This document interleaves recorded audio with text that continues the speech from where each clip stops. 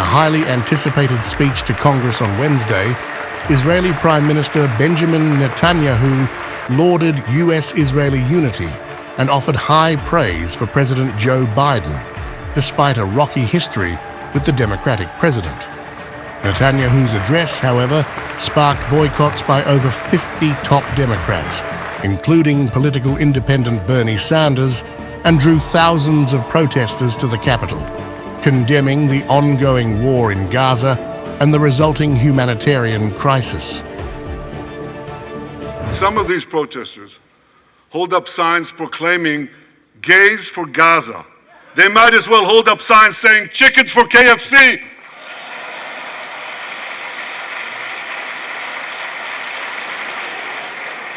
These protesters chant from the river to the sea, but many don't have a clue what river and what sea they're talking about.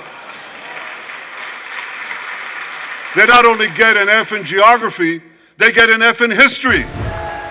Netanyahu's speech was notable for its complimentary tone towards Biden, who recently ended his bid for re-election. As we speak, we're actively engaged in intensive efforts to secure their release, and I'm confident that these efforts can succeed. Some of them are taking place right now.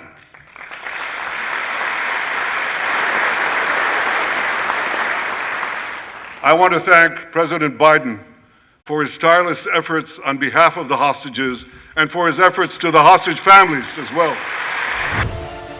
Amid the praise, Netanyahu's remarks took a more combative tone as he defended Israel's actions in Gaza, dismissing those protesting the war outside the capital as useful idiots for Israel's adversaries. This rhetoric drew applause from many in Congress, though leading Democrats remained silent, declining to stand and cheer.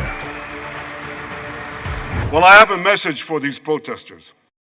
When the tyrants of Tehran, who hang gays from cranes and murder women for not covering their hair, are praising, promoting, and funding you, you have officially become Iran's useful idiots. Netanyahu's appearance marks him as the first foreign leader to address a joint meeting of Congress 4 times, surpassing Winston Churchill. However, notable absences included Vice President Kamala Harris, who cited a long-scheduled trip as the reason for her non-attendance.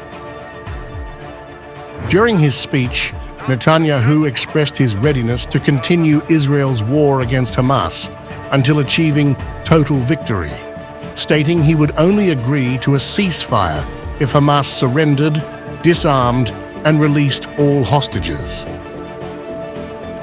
Israel will fight until we destroy Hamas's military capabilities, end its rule in Gaza, and bring all our hostages home.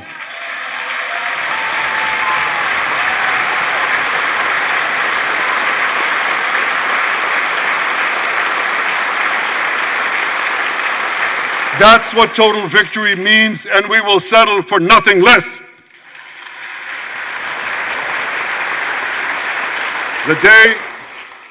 The day after we defeat Hamas, a new Gaza can emerge. My vision for that day is of a demilitarized and de-radicalized Gaza.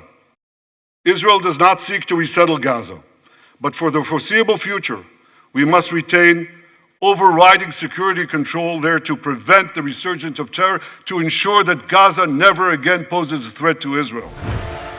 Critics argue Netanyahu's vow is unrealistic, noting Hamas's history of regrouping after Israeli military withdrawals and the prolonged US-led ceasefire talks without a breakthrough. Netanyahu also took the opportunity to praise former President Donald Trump, a current presidential contender, for his support of Israel. On behalf of the people of Israel, I came here today to say, thank you, America. Thank you for your support and solidarity. Thank you for standing in Israel, with Israel, in our hour of need. Together we shall defend our common civilization. Together we shall secure a brilliant future for both our nations.